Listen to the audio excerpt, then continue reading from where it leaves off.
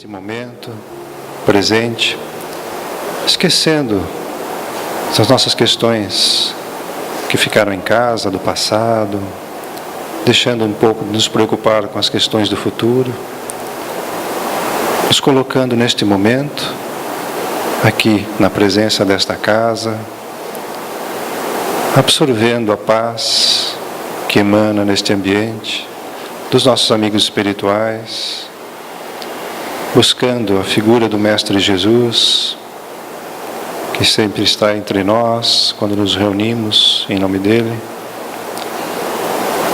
buscando olhar nos olhos de Jesus, sentindo a paz que emana dos seus olhos, do seu coração. E nesta paz, vamos abrir as nossas mentes, os nossos ouvidos, aguçar a nossa concentração para os assuntos de hoje, que aqui serão explanados, que com certeza interessa muito para nós, para a nossa vida, para a nossa felicidade, para aqueles os quais nos relacionamos, nossos parentes, amigos, uma mensagem de orientação, de fé, de conforto para os nossos problemas. Que Jesus nos abençoe nesta noite e continue nos abençoando sempre, a nós e a nossa família. Que assim seja. Hoje nós temos a trabalhadora dessa casa, Rô Pacheco, que vai nos falar sobre depressão, desafios e soluções. Fique à vontade. Muito boa tarde a todos. O nosso abraço fraterno de sempre e os nossos votos de muita paz. As obras que nortearam as nossas reflexões acerca desse tema na noite de hoje, ou no fim de tarde, é uma obra do Dr. Alírio de Cerqueira Filho, que chama Cura Espiritual da Depressão, para aqueles que, portanto, tiverem interesse em aprofundar um pouco mais sobre o tema, e um livro do Divaldo Pereira Franco, Vitória sobre a Depressão. Então, inicialmente, a mentora espiritual Joana de Ângeles, ela nos traz uma definição. Ela fala que a depressão, ela é um distúrbio do todo orgânico, mas que começa num processo neuroquímico, cerebral. Nessa perspectiva, nós entendemos a depressão, num primeiro momento, como algo físico, algo que diz respeito a algumas disfunções da nossa fisiologia, da nossa biologia. Então, obviamente, aquele que apresenta um caractere ou características mais depressivas, ele não vai apresentar muita vontade, certo? Vai apresentar algumas crises e mais prolongadas dentro de um perfil mais triste, desprazer diante de situações da vida que num primeiro momento eram prazerosas, mas a mentora aponta que isso se inicia nessa desordem dentro dessa química cerebral, ou seja, aqueles neurotransmissores, aquelas áreas do cérebro responsável, então, pelas emoções alegres, pelas sensações motivadoras, se apresentam comprometidas. Mas a benfeitora aponta aí um fator de ordem interna, certo? Ela está dizendo de um fator químico, de um fator endógeno, de um fator existente em mim. Mas, por outro lado, nós vamos ver outros pesquisadores dizendo que existem fatores externos, os fatores exógenos, que também vão ocasionar a depressão, certo? Como? A perda de um ente querido. Uma mulher no seu período de pós-parto, não é comum a gente ouvir a depressão pós-parto. Um revés financeiro, uma grande decepção, uma criança que sofre uma situação de abuso na infância. Então, nós vamos ter uma série de fatores externos que provavelmente podem levar esse sujeito a apresentar esse quadro. Mas a benfeitora Joana de Ângeles, ela vai dizer que muitas vezes essa depressão ela se apresenta e nós de fora, desavisadamente, ou por não conhecermos tão profundamente o tema, vamos dizer que essa situação onde a depressão se apresenta, ela não parece ser tão justa, ou seja, às vezes parece uma coisa muito pequena ao nosso olhar, fazendo com que aquele outro sujeito que eu olho, eu digo, puxa, mas algo tão pequeno levou ele à depressão? Isso é um juízo de valor nosso, certo? Mas nós não sabemos a carga que repercute dentro dessa criatura. Então, às vezes, o fator que aciona isso parece matematicamente não ser proporcional. Mas isso é uma visão tacanha de quem observa o outro que sofre. E ela diz mais, e não só desproporcional, como muitas vezes essa situação ela vai se arrastando por muito tempo. E a situação em relação a essa patologia hoje ela é tão grave que a Organização Mundial de Saúde ela vem monitorando o avançar dessa doença. Hoje, o percentual de pessoas com depressão, independente da faixa etária, independente da classe social, está em torno de 2 a 5%. E aquilo que eles estão olhando a nível de futuro é que daqui a 20 anos, mais ou menos, em torno de 25% da população vai experimentar essa patologia. Essa informação não é muito agradável, mas ela já é um alerta e é um convite dentro dessa reflexão que nós vamos fazer hoje. Porque a vida é feita sempre de escolhas, certo? Nós estamos o tempo inteiro, a cada instante da nossa existência, nós estamos sempre fazendo alguma escolha. Pelo que veste, pelo que come, pelo que pensa, pelo que diz. Nós estamos sempre sendo convidados. E essas escolhas, portanto, elas são uma determinante naquilo que vai acontecer na sequência da nossa vida. Então, a OMS, a Organização Mundial da Saúde, olha para essa situação, por quê? Porque aquele que deprime e aquele que vai deprimindo profundamente, a maioria dos casos, ou um grande percentual, pode chegar em vias de fato a cometer o suicídio. Então isso é algo grave. Mas enfim, nós estamos olhando do ponto de vista dessa biologia, desses fatores que eu trago, mas de fatores desse sujeito que sofre externamente e pode, em algum momento da sua vida, apresentar essa patologia, essa doença. Então nós vamos passar por alguns sintomas para que nós possamos refletir juntos. Então os profissionais da área vão dizer que a depressão, ela se inicia em alguns sintomas, que são físicos, que são sintomas cognitivos e que são sintomas de ordem social. Então, fisicamente, o que eu apresento? Eu vou ler textualmente agora. Alterações de apetite, geralmente para menos, mas pode ocorrer para mais também. Alterações de sono, geralmente para mais. Nós vamos apresentar, às vezes, a pessoa começa a apresentar quadros de muito mais cansaço persistente, de fadiga, muitas vezes inexplicável, perda de energia, redução do prazer sexual e todos os demais prazeres se tornam diminutos, agitação motora, inquietudes, alteração dos ritmos circadianos, ou seja, muitas pessoas trocam a noite pelo dia. Isso tudo a nível físico. Nos cognitivos, nós vamos perceber um certo humor deprimido, um desânimo persistente, baixa estima, sentimento de inutilidade, entre outros, vazio, culpa, irritabilidade, redução da capacidade de experimentar prazer em atividades corriqueiras, muita dificuldade de ordem de pensamento, ou seja, ter um pensamento retilíneo com começo, meio e fim, dificuldade de concentrar, memorizar. Esses são fatores cognitivos. E os comportamentais, começa a haver um retraimento social, uma busca pelo isolamento, chorar mais e com mais frequência, comportamentos, ideias e pensamentos recorrentes em relação ao suicídio, alterações psicomotoras e muitos comportamentos de automutilação. Agora aqui eu vou fazer uma pergunta. Levante a mão quem nunca passou por um desses sintomas na sua vida até hoje.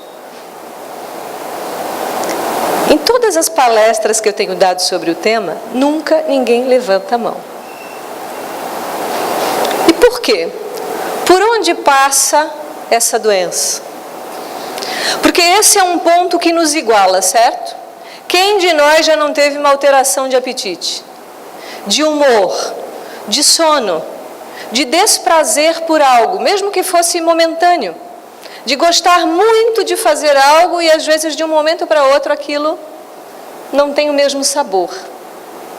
Quantos de nós aqui já não passou por alguma situação onde a memória nos escapa, a falta de concentração acontece?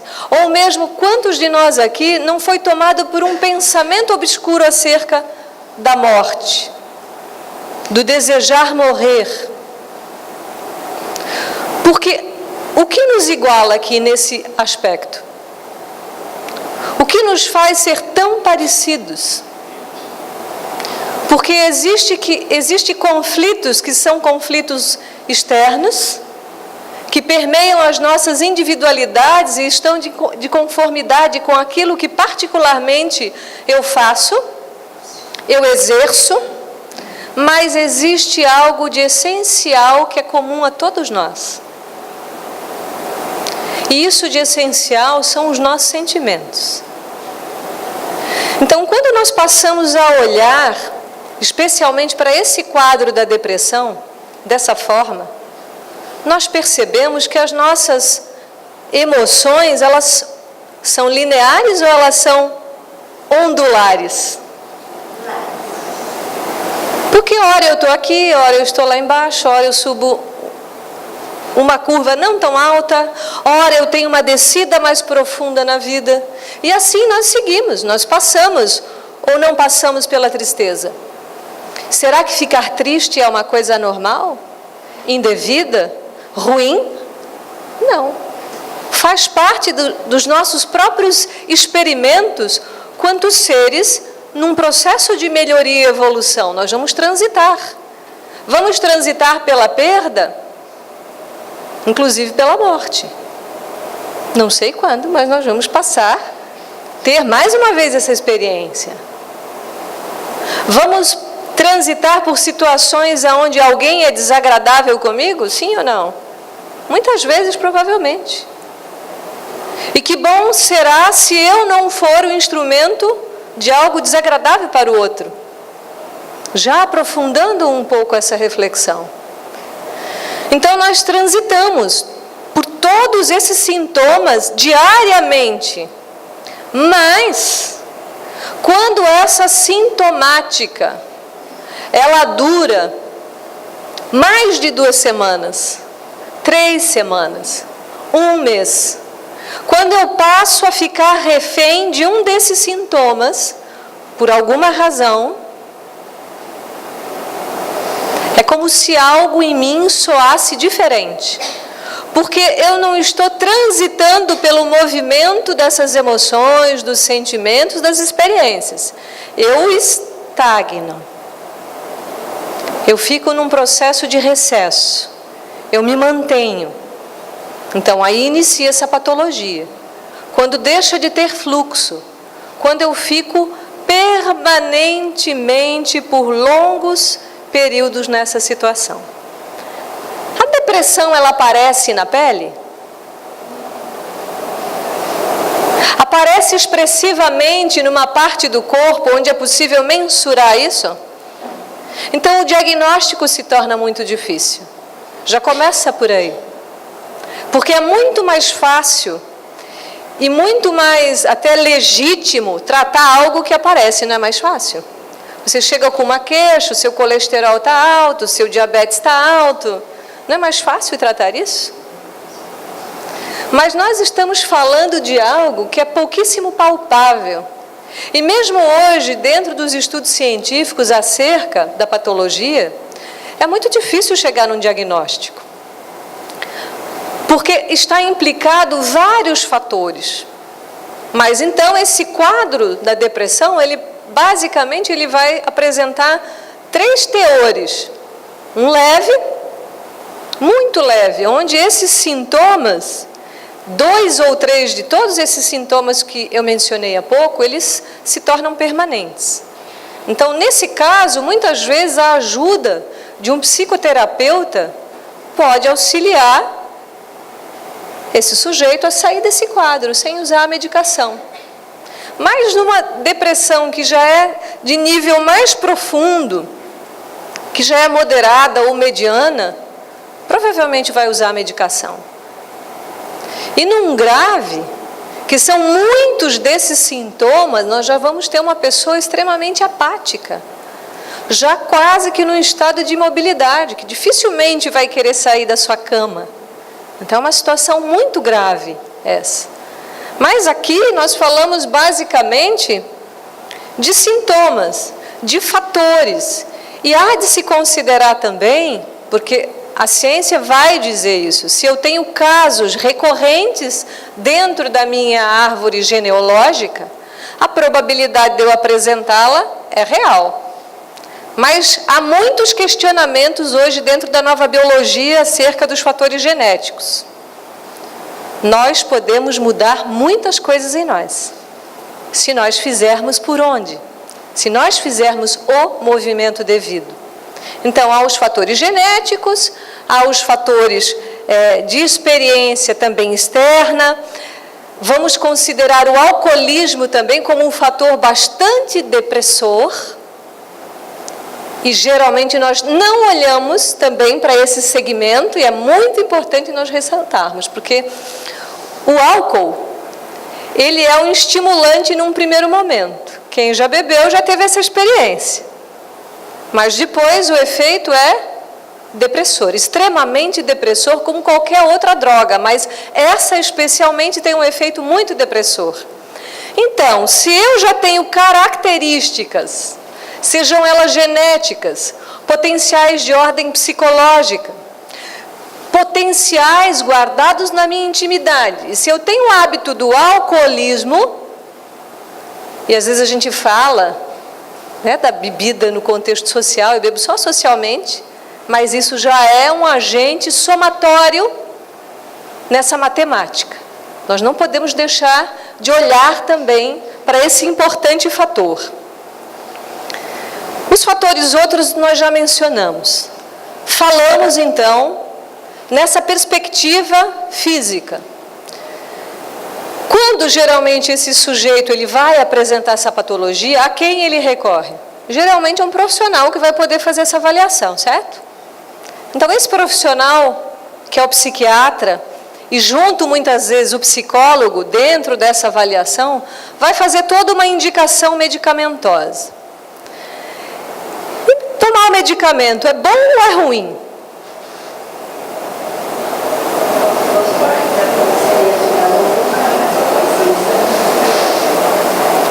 O que é um medicamento? Primeiro a gente tem que entender o que é um medicamento. Um remédio. Um remédio é um remediador.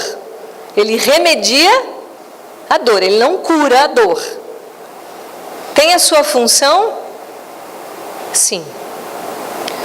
Tudo o que nós precisamos para a nossa ordem e para o nosso equilíbrio químico está aonde? Está dentro de nós. Tudo. Toda vez que eu estou ingerindo um remédio, eu estou usando um produto sintético, às vezes também animal, dependendo do produto, que vai reproduzir, que está reproduzindo. Eu estou colocando algo de fora para dentro, mas eu estou tomando exatamente aquela substância química que o meu corpo não está produzindo. Certo? Estamos juntos até aí nessa reflexão?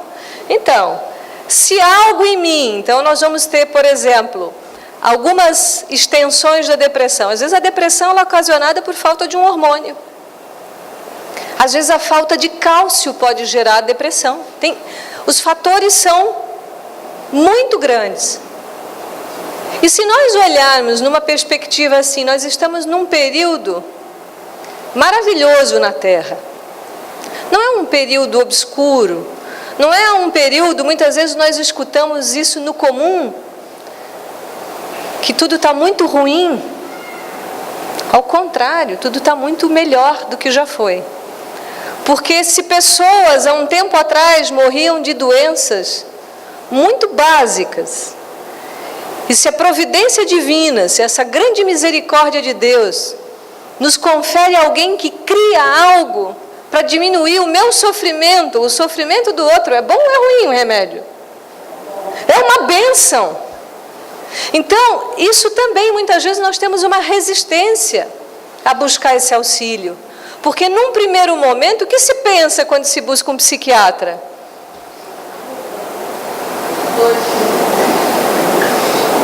O que eu penso? Qual é o paradigma que eu criei a respeito desse profissional na minha vida? E não é isso. Isso é um julgamento tacanho. Mas se eu estou diante de uma situação, por exemplo, vamos pensar numa desencarnação. É um episódio desafiador.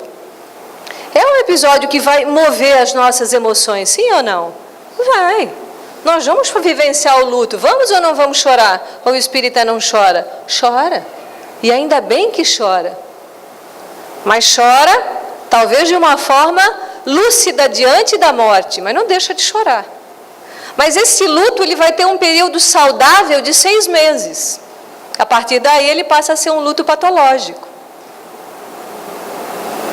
E nessa situação, onde eu não consigo lidar bem com a situação, quem eu vou procurar? Às vezes eu vou procurar esse profissional. Porque o que está acontecendo no meu corpo? Eu estou produzindo a substância que vai gerar equilíbrio para transitar por essa fase? Não. E às vezes o medicamento vai fazer isso. Eu vou estar tomando aquilo que vai fazer um ajuste no meu corpo. Eu vou repor. Ou eu vou gerar através do medicamento um estímulo para manter essa ordem. Então o medicamento é ruim ou é bom? É uma bênção. 90% dos suicídios poderiam ser evitados se tivessem recebido tratamento e acompanhamento psiquiátrico. Então, esse número é muito grande, essa é uma informação que a gente tem que passar adiante. Para perceber onde eu estou resistindo, porque, na verdade, eu estou resistindo a uma... Eu estou resistindo a uma ajuda e a uma mudança. Onde? Aonde? Dentro. E muitas vezes em relação àquele outro profissional, que é o psicólogo, também nós vamos observar que há resistências. Mas se essa depressão está leve, do que geralmente eu vou falar num momento desse? Eu vou falar de algumas dores, mas não dores do corpo. Eu vou estar entrando em contato e vou falar de dores que são íntimas. E que são muito piores do que todas essas que a gente pode pensar que existam, que são físicas. Porque nada se compara a uma dor do coração. Não do coração músculo cardíaco, mas aquelas dores pungentes da alma. Então, quando nós falamos desse desafio, que é a depressão, porque se eu perguntar quem aqui conhece alguém ou já ouviu falar um caso, todos levantariam a mão, porque é assim que está hoje. E isso é algo urgente para que haja uma mudança, primeiro em mim, e consequentemente em relação ao outro que passa por isso. Porque mesmo os familiares que têm alguém próximo e que tem a depressão, é ou não é uma situação difícil de lidar? É. Exige de quem está ao lado, exige algumas forças de quem está ao lado. Mas enfim, até aqui nós falamos das questões fisiológicas e físicas, bioquímicas do corpo. Mas nossa querida Joana de Ângeles, ela vai trazer uma outra nota. A depressão, ela é efeito ou ela é causa? Ela é efeito ou ela é causa? Uma doença, ela é causa ou ela é efeito? É um efeito. Então, Joana de Ângeles, ela traz isso, ela já muda um outro paradigma. Às vezes nós queremos tratar a doença, mas nós estamos esquecendo do agente, né? O doente. O doente vem primeiro, a doença é uma situação que é posterior.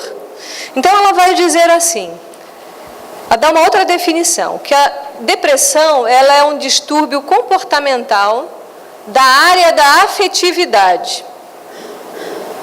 Mas eu faço uma pergunta, qual doença não está originária dentro dessa questão do afeto? Qual doença que escapa disso? Qual doença não teve a sua origem em algum desequilíbrio dentro dessas emoções que foram feridas e desses sentimentos mal interpretados? Por que às vezes eu vou ao médico, levanto a bateria de exames, não tem nada, mas eu continuo com a mesma doença? Já ouviram casos assim? Ou eu vou ao médico, constato a doença, ele dá o procedimento certinho, e eu tomo e eu não tenho alteração nenhuma. Isso não faz a gente pensar? Faz ou não faz? Onde que está isso? Em que parte de mim eu adoeço? Qual é a parte que fica doente? É o corpo? O corpo é a última parte que adoece nessa história. E graças a Deus que adoecemos ainda. Aí vocês estão falando, talvez alguém pense, meu Deus, ela está fazendo apologia ao sofrimento. Não. Porque adoecer é uma forma de nós nos curarmos. Se às vezes, diante dos infinitos convites que nós temos da vida, a trilharmos outros caminhos mais brandos, mais suaves, mais tranquilos, e nós não os seguimos, a vida vai nos chamar por caminhos, às vezes, que vão nos exigir um pouco mais. Mas porque foi a nossa escolha. Deus é infinitamente bom. Ele nos ama infinitamente. Ele não quer que ninguém tenha depressão. Ele não quer que ninguém tenha câncer. Ele não quer que ninguém sofra absolutamente nada. Porque Ele é puro amor. Mas nós fazemos as nossas melhores escolhas. Então, a benfeitora diz, a doença se exterioriza em razão do doente. Então, tem um doente antes da doença, que é o espírito reencarnado em processo de reequilíbrio dos delitos anteriormente praticados. A depressão é doença da alma, como qualquer outra, que se sente culpada, nesse caso especialmente, e não poucas vezes carrega esse sentimento no inconsciente em decorrência de comportamentos infelizes nas reencarnações. Então aqui, quem está aqui na Casa Espírita pela primeira vez pode levantar a mão, por favor? Quem nunca ouviu falar sobre reencarnação? Não, então esse é um princípio básico dentro da doutrina, ou seja, a base da doutrina espírita está num princípio que é, nós somos quem mesmo? Para aqueles que já estão versados nessa pergunta, quem nós somos? Espíritos imortais. Imortais. Então, se eu sou um espírito imortal, a gente vai olhar nessa perspectiva agora. Porque se eu vou ao médico, tomo remédio para a depressão e ela não passa, aonde que está essa doença? Não parece que tem alguma coisa que está faltando aqui? Não faz? Não dá essa impressão para você? Porque para mim sempre deu essa impressão. Falta uma peça, falta uma explicação. E quando nós passamos a olhar nessa perspectiva, que é plausível e verídica, porque essa história de que os espíritos, que ninguém voltou do lado de lá para contar, sim, já contaram, já voltaram inúmeras vezes, desde as épocas mais remotas, nós temos notícias dos espíritos. Mas nós respeitamos aqueles que não acolhem esse pensamento também. Mas enfim, eu sou um espírito imortal. Eu tive outras vidas. Vamos analisar da perspectiva dessa reencarnação. Nós não sofremos quando nós fazemos algo errado, sim ou não? Ou a gente fica confortável depois de ter falado alguma coisa que não devia ter falado? A gente fica confortável? Não.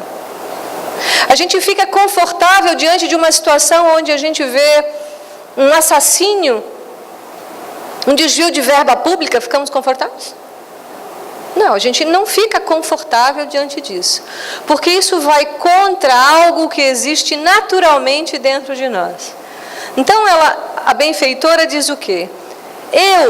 Todos nós, mesmo nessa encarnação, já vivenciamos experiências de ter magoado outras pessoas? Ou aqui ninguém magoou ninguém? Pode ser que tenha só acontecido comigo, né, André? Mas eu já magoei muitas pessoas, mesmo sem querer. Mesmo sem ser deliberado. Sim ou não? E hoje nós já estamos vocês estão vendo? Um pouquinho esclarecidos. Então, com esse pouquinho de esclarecimento, a gente já começa a magoar menos. Mas se nós olhamos para trás, vamos chegar à Idade Média, 1500 anos atrás, estamos juntos? Como que era a relação das pessoas há 1500 anos atrás? Como eram as torturas há 1500 anos atrás? Como eram tratados os adversários 1500 anos atrás? Como eram invadidas as aldeias 1500 anos atrás? Com flores e bombons? Então, havia todo um requinte de crueldade. Porque, mesmo tendo um código de ética, porque todas as civilizações receberam profetas. Como diria Allan Kardec no primeiro capítulo do livro A Gênese, homens de gênio, espíritos elevados, já trouxeram muitas mensagens. Mas nem todos ficaram atentos. E nesse processo de relacionamento, muitas vezes eu tomei coisas. Eu feri pessoas, e não só do ponto de vista físico, às vezes do ponto de vista do sentimento, do afeto. E nem sempre eu consigo dar conta dessa conta. E Deus é tão misericordioso que a gente paga em prestação, certo? Mas esse carnê na espiritualidade, as parcelas são muito pequenas. Então a gente vai zerando esses nossos débitos. Como? Depois nós vamos falar desse como. Mas enfim, olhando nessa perspectiva, eu sou um espírito me preparando para uma reencarnação. Estamos juntos? Porque não é a cegonha que nos traz. Se alguém não sabe, a gente programa isso na espiritualidade, com espíritos benfeitores que tutelam esse processo, que nos auxiliam a ver os nossos pendores, as nossas tendências, as nossas características. De comum acordo, nós decidimos com aqueles que serão os nossos pais, que tendências nós vamos trazer dentro da área profissional, tudo isso é definido. E muitas vezes a gente até pede para não vir tão bonito assim, tão rico assim, tão inteligente assim, para não cometer os erros do passado, que às vezes com a beleza, com o excesso de beleza, a gente não conseguiu vencer. Às vezes aquele excesso, aquele esplendor de inteligência fez com que a gente tivesse uma queda. Às vezes naquela vida que a gente teve muito recurso, a gente não usou bem, e daí a gente pede para o Espírito Benfeitor, não, eu não posso nascer tão bem assim. Isso está em Missionários da Luz, vocês riem, mas é verdade. No livro Missionários da Luz, André Luiz conta uma situação de uma reencarnação de uma mulher, e quando ela olha o plano reencarnatório dela, ela diz, nossa, eu vou nascer muito bonita, eu preciso nascer com um pouco de fealdade, perna coxa, não tão bonita, porque em outras vidas eu não venci essa prova da beleza. Então é tudo tão certo, quando a gente reencarna, a gente está na embalagem certa, tá? Muito embora às vezes uns querem ser loiros, outros querem ter olhos azuis, cabelo liso, cabelo crespo, agora a afro está super na moda, então agora eu quero, mas é só uma embalagem, não é o mais importante, mas isso ajuda dentro desse nosso processo do caminho da nossa evolução e das nossas escolhas. E logicamente, se eu tenho, onde é que estão as matrizes? As matrizes estão no corpo físico? Não. Então é preciso a gente lembrar que nós somos um ser trino, Eu sou um espírito imortal. Para eu reencarnar, eu preciso ter um modelador, um intermediário, que em espiritismo a gente chama de perispírito. E vamos, consequentemente, ter o nosso corpo físico. Quem doa esse material físico? Quem doa? Os pais. Só que essa genética, ela está compatível com toda a carga que eu já tenho. Estamos juntos aqui? Pode uma pessoa que foi, por exemplo, que traz na sua bagagem íntima um intenso sentimento de culpa, está dentro de uma genética que não seja compatível a isso? Não. Ele vai buscar algo que seja compatível, porque isso é um processo de atração. Esse magnetismo que o espírito exerce sobre a matéria, ou seja, aquilo que eu escolho para eu viver a minha experiência física, está de acordo com a bagagem que eu já tenho na minha intimidade. Então, lógico, nós recebemos esse bebezinho no colo e a gente vê aquela criança doce, né? Fofa, parece só amor. A essência é. Mas a bagagem que ele traz, nós sabemos. O que a gente pensa quando tem um filho no colo? Eu sempre gosto de falar isso. O que a gente pensa? Ah, vai ser o Chico Xavier, porque quem é espírita adora pensar isso, né? Nossa, de repente se é um menino, é a encarnação do Chico, é o Emmanuel voltando, né? Ou se é uma menina, quem sabe a Joana de Ângeles já não se antecipou. Irmã Dulce, Madre Teresa de Calcutá. Quem pensa contrário a isso? A gente ou pensa, é um anjinho vindo do céu, né? Um papel em branco que vai começar a ser escrito. Nós já temos uma enciclopédia, porque nós já escrevemos muitas encarnações. Então, quando nós olhamos para aquele bebê, a gente não pensa assim, aqui tem um drogado em potencial. Aqui tem um político corrupto em potencial. Tem ou não tem? Pode ou não pode? Sim ou não? A gente não pode ter essa dúvida, porque é isso. Eu não sei quem está por trás desse corpo, eu sei. Eu não sei o que fez aquela alma. Eu não sei. Então, lógico que eu trazendo essas matrizes, muitas vezes de culpa. Quem já não sentiu culpa aqui? Todos nós já sentimos. Mas é que no perfil do depressivo, essa culpa ela é recorrente, ela é constante. Em tudo ele se sente culpado. Em tudo ele vai muitas vezes dizer, puxa, por que eu não fiz diferente? Por que isso eu não fiz diferente? Ah, mas se eu tivesse feito diferente... É uma recorrência constante, é uma luta dentro dessa mente, porque se culpa. Então, eu tenho maneiras de contornar isso?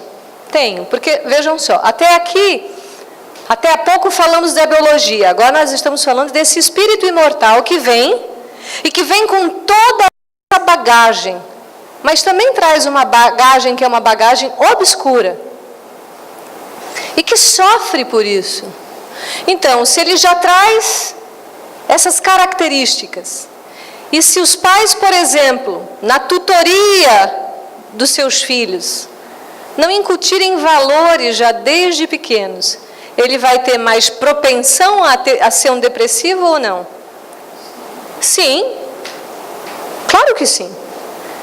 Se dentro desse movimento espírita se oferta a evangelização, que já é evangelização para bebês, mulheres gestantes podem vir para a evangelização.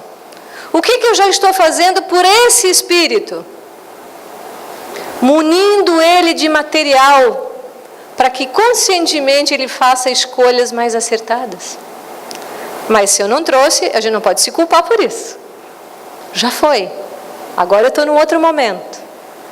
Mas, na medida em que esse sujeito vai apresentando todos esses sintomas, muitas vezes inexplicáveis, mas que vão tomando a sua alegria, vão tomando o seu prazer de viver, vão tomando a sua vontade, porque aquele que deprime se tolhe da vida social, sai do seu meio de trabalho,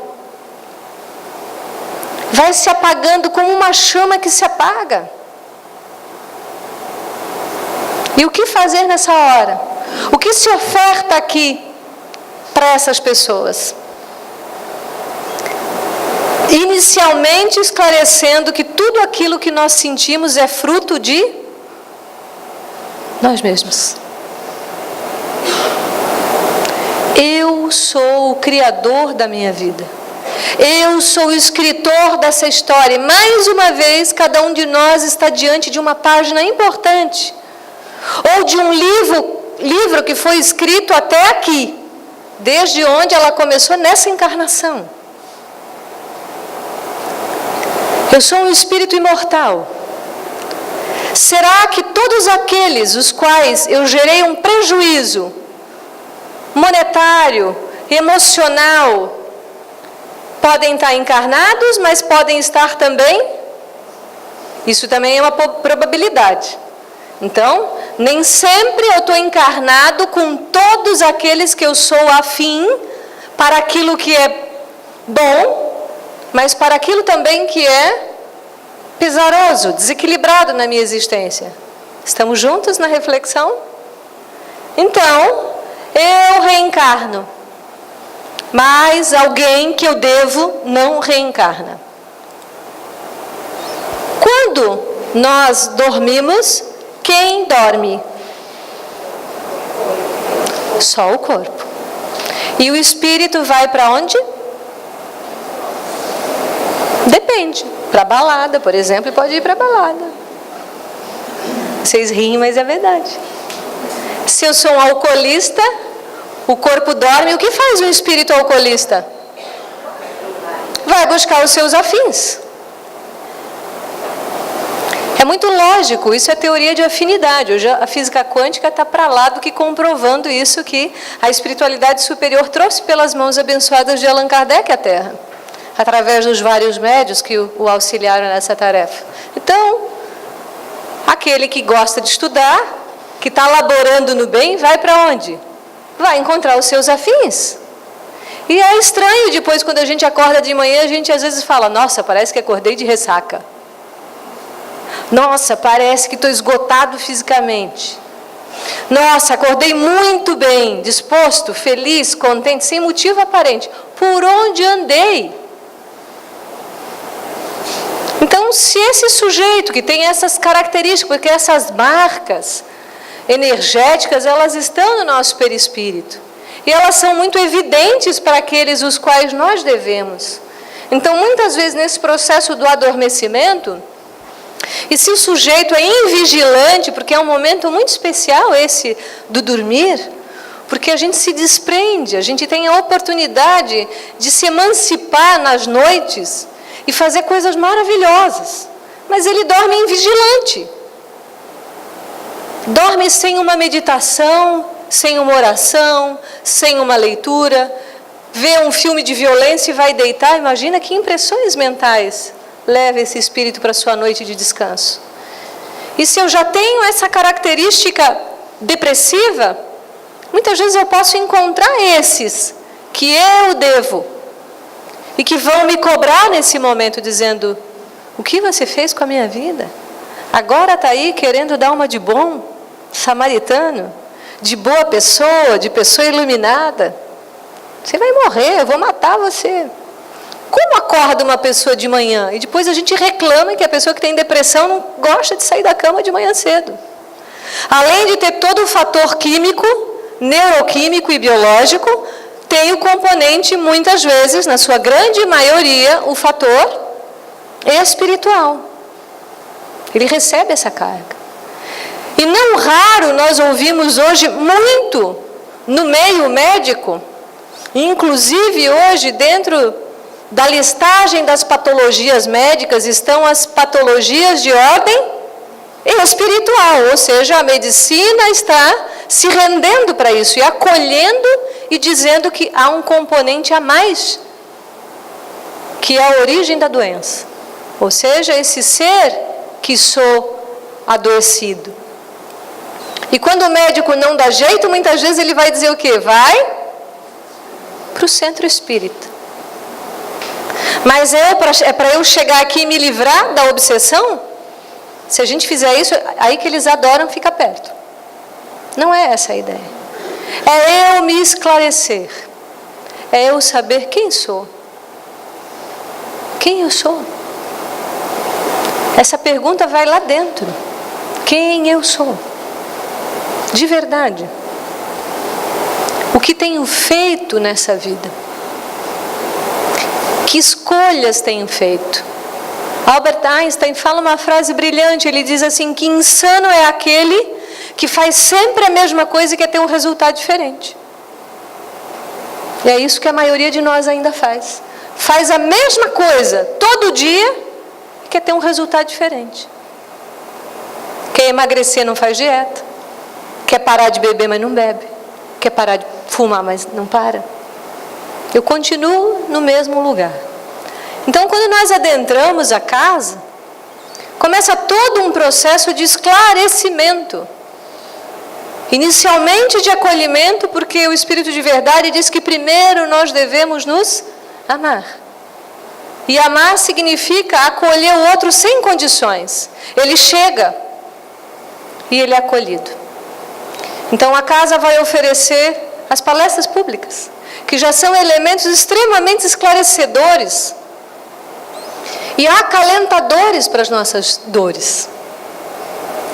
Porque é muito difícil a gente falar de algo e não ser compreendido. É muito difícil eu viver a experiência da depressão e muitas vezes em casa eu não ter esse apoio. Porque só quem tem sabe o quanto isso é profundamente dolorido, o quanto isso é pungente. Então nós passamos por um atendimento fraterno, por exemplo, onde pessoas capacitadas para isso vão ouvir e sob a luz do Evangelho e sob essa ótica, dessa orientação maior, vão trazer algum lume, algum consolo ao tratamento espiritual, ao passe. Mas eu na minha vida, eu. Onde começa então esse processo de mudança e de cura de qualquer doença, mas especialmente da depressão? Se eu nessa minha estrutura espiritual estou ferido, certo? Estou desequilibrado. Porque há um desequilíbrio inclusive a nível dos centros energéticos. Porque o deprimido, ele se mostra mais seguro ou inseguro? Corajoso ou temeroso? Temeroso. Isso está na estrutura básica das nossas energias, do primeiro centro de energia. Esse sujeito, ele tem prazer pela vida ou ele passa a não ter mais prazer? Não vai ter mais prazer. E não só o sexual, o prazer de comer, de vestir, de banhar-se, de arrumar-se. Temos um segundo centro de força em desequilíbrio. Mas há uma estrutura dentro de nós, tanto energética quanto psíquica, que vai nos falar de algo que nós devemos cuidar muito. Porque muitas vezes aquele que tem um perfil subliminar depressivo é aquele que quer controlar todo mundo e acho que controla todas as situações. É importante a gente prestar atenção. Sabe aquela pessoa que diz, deixa que eu resolvo, deixa comigo porque eu sou o cara, eu faço. Ou eu sou a cara e faço. Aquele que se coloca num lugar acima. Esse é um perfil muito propenso para uma depressão. Porque nós sabemos o momento em que nós vamos ficar sem alguma coisa? Não sabemos. Então nós vamos nos esclarecendo que nós somos todos iguais. Porque se Jesus disse para nós que essas potências vigentes da nossa alma, vós sois deuses. Tem um que é mais Deus do que o outro aqui? No sentido das potências? Não tem.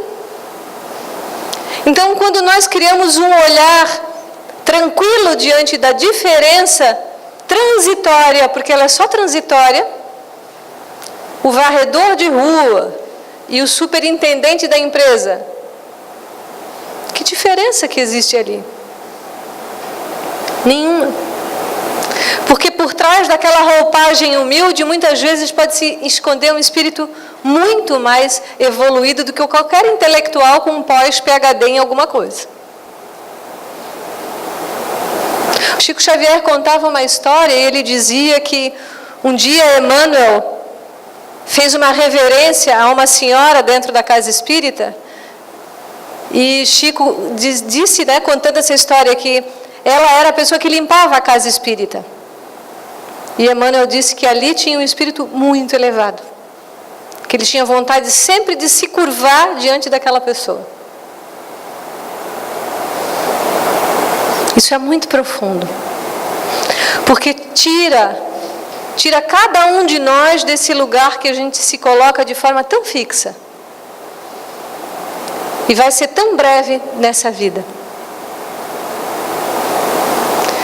Isso remodela um pouco mais essas nossas inteligências.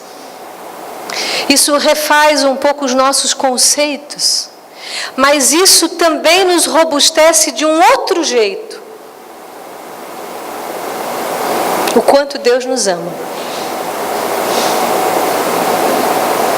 O quanto Deus nos dá oportunidades iguais a todos nós.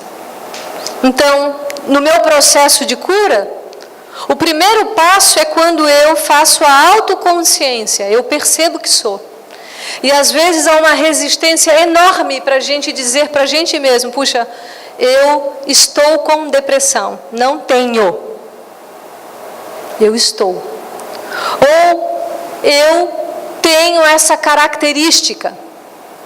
Esse é o primeiro passo. O segundo, na aceitação daquilo que eu estou experimentando. Aonde estão os maiores adversários da nossa vida? Aonde estão os maiores adversários da nossa vida?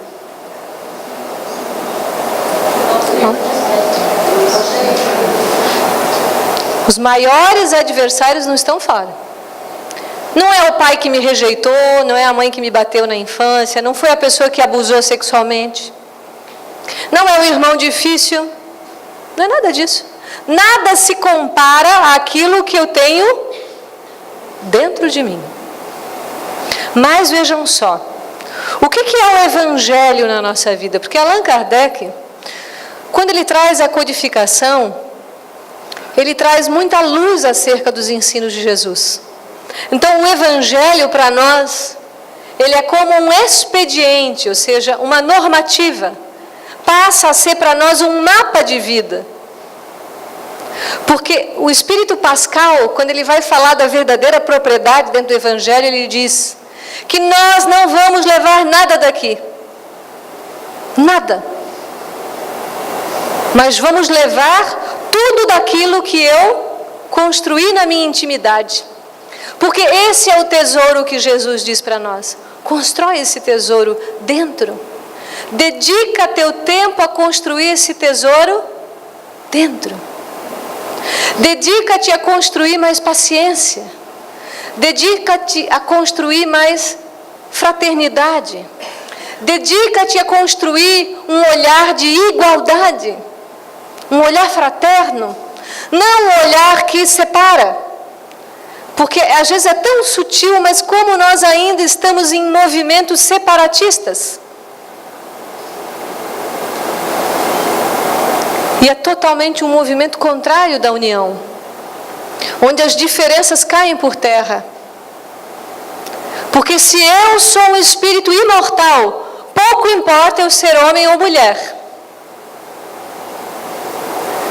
Então, quando a gente vê um Dia Internacional da Mulher, louvando, obviamente, a todo esse movimento, mas onde grupos se reúnem ainda se separando, tem alguma coisa que não faz sentido.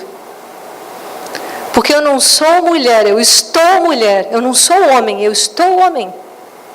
Eu não sou advogado, eu estou advogado. Eu não sou médico, eu estou.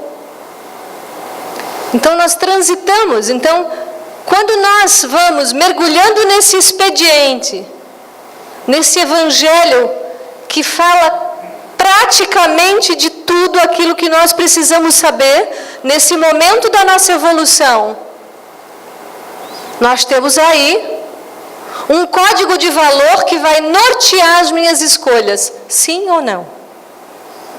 Porque se eu conheço um pouco que seja do Evangelho, um pouco, isso já vai mudar a minha atitude, a minha próxima ação. Porque se eu vivo uma situação, eu submeto isso a esse código de valor. E eu passo a decidir mais conscientemente o que fazer. E a partir do momento em que eu aceito, começam os processos mais reflexivos. Eu começo a pensar por onde andei para gerar esse tipo de situação na minha vida. O que fiz para estar criando essa série de informações e situações ao meu redor. Eu passo a refletir mais profundamente sobre a minha vida. Eu paro de achar culpados. Eu paro de colocar a minha vida na mão do outro. Mas eu assumo a minha vida. Essa vida me pertence. E dela eu farei o melhor que eu puder. E no processo da reflexão entram mudanças. E aí nós temos ferramentas 100% aplicáveis na nossa vida. A oração é uma delas. O Evangelho no lar é outra. Abrir o Evangelho, ocasionalmente, se você não tem a prática regular.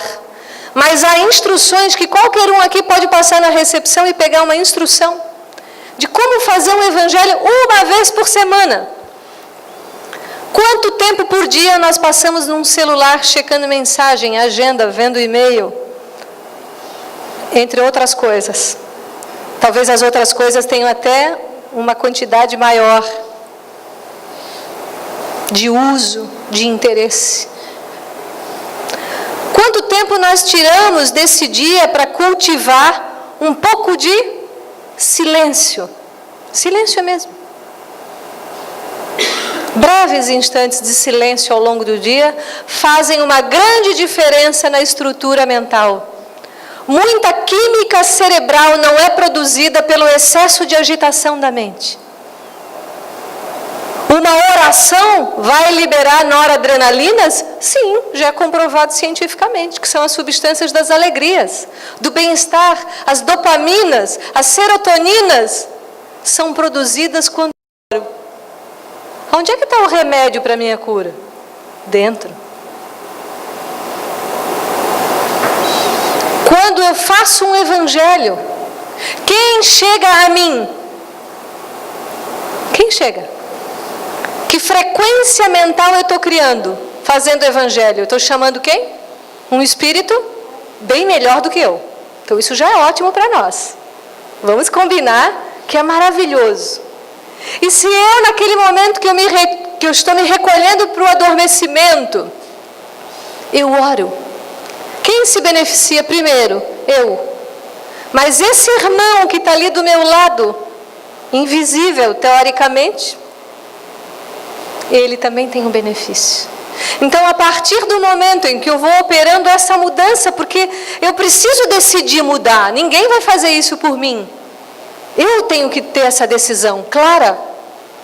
E isso move forças enormes dentro de nós. Então eu oro, eu me beneficio, e esse irmão que está ali, ele realmente passa a perceber que eu estou mudando. Eu passo a ter outras atitudes dentro da minha vida. Eu paro de fazer queixa, eu paro de reclamar, eu paro de ser maledicente. Quem eu atraio com essa conduta? Boas companhias. E se esse irmão não quiser mudar comigo, ele não fica. Mas ele se afasta pela sua livre e espontânea vontade. Não porque eu quero que ele me afaste, não porque é um obsessor, um encosto, um espírito do mal. É alguém. E é alguém que sofre tanto quanto eu. Ou às vezes muito mais do que eu. Ou que sofreu algo que eu fiz para ele. Então, fica fácil entender que Jesus diz que o amor, ele cobre uma multidão de pecados. Porque se eu passo a cuidar de mim, e luminosamente pautar aquilo que eu penso, junto com aquilo que eu sinto, junto com aquilo que eu falo e junto com aquilo que eu faço, à luz de Jesus, como eu não vou ajudar os outros ao meu redor? Sem falar nada. Porque esse exemplo vai arrastando quem estiver ao meu lado. Então, meus irmãos, quando Jesus diz para nós: vinde a mim todos vós que estáis sobrecarregados e aflitos, Ele está falando todos, qualquer um. Então, se hoje eu vivo a depressão, se trate. Vá ao seu médico, vá ao seu terapeuta, fale daquilo que te aflige. Porque é preciso falar disso. Porque são os nossos afetos e a nossa afetividade que dói. É preciso falar para resolver. Então eu faço o meu tratamento. O centro espírita não tem, em nenhum momento, e nenhum trabalhador tem a capacitação de interferir em outro tratamento externo. Então, eu cuido da questão psicobiológica, bioquímica, emocional. E no centro eu trato o ser espiritual que sou. Eu aprendo a orar. Eu desfruto do passe. Eu estudo, mas sobretudo, eu opero as mudanças necessárias. E assim nós vamos perceber que a depressão tem desafios? Muitos. Mas tem soluções. E se eu ladeio com alguém que sofre, que eu seja mais piedoso. Se eu vejo alguém numa depressão grave, se eu puder fazer, interceder, ore por aquele irmão. Se não conseguir trazê-lo ao centro espírita, veja se a casa oferece um evangelho no lar. Há muitos e infinitos recursos, porque para fazer o bem, em todo dia nós temos uma oportunidade. Então que Deus nos abençoe a todos. E que nós pensemos a partir de hoje, em que lugar que eu quero estar. Daqui a 20 anos, eu posso estar um depressivo, mas daqui a 20 anos, eu posso estar bem e eu posso estar de mãos estendidas a qualquer um que necessite desse apoio. Muito grata pela atenção de todos.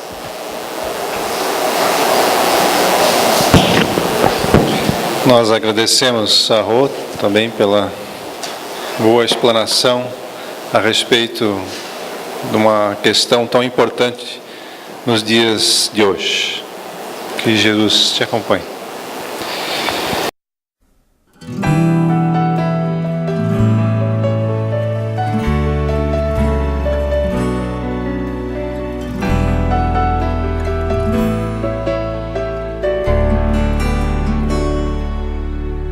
Se a gente seguisse o seu caminho, seria feliz. Se a gente ouvisse os seus conselhos, seria feliz. Se fosse manso como ele, seria feliz. Tinha mais coragem e determinação pra mudar. Se a gente compreendesse mais o que ele deixou, seria caridade e paz, amando o amor. Não ia mais ficar chorando, nem se lamentar. Quem seguir o seu exemplo vai se iluminar. Quando acusados ou amor, caluniados ou perdão, quando traídos ou a luz do coração, quando atacado ele sorriu, elogiado ele nem viu. Meu irmão Chico, nossa eterna gratidão. Quando acusados ou amor, caluniados ou perdão, quando traídos ou a luz do coração, quando atacado ele sorriu, elogiado ele nem viu. Meu irmão Chico, nossa eterna gratidão. Se a gente seguisse o seu caminho, seria feliz. Se a gente ouvisse os seus conselhos, seria feliz. Se fosse manso como ele, seria feliz. Tinha mais coragem e determinação pra mudar. Se a gente compreendesse mais o que ele deixou, seria caridade e paz, a mão do amor. Não ia mais ficar chorando, nem se lamentar. Quem seguir o seu exemplo vai se iluminar. Quando acusados ou amor, caluniados ou perdão, quando traídos ou a luz do coração, quando atacado ele sorriu, elogiado ele nem viu. Meu irmão Chico, nossa eterna gratidão. Quando acusados ou amor, caluniados ou perdão, quando traídos ou a luz do coração, quando atacado ele sorriu, elogiado ele nem viu. Meu irmão Chico, nossa eterna gratidão.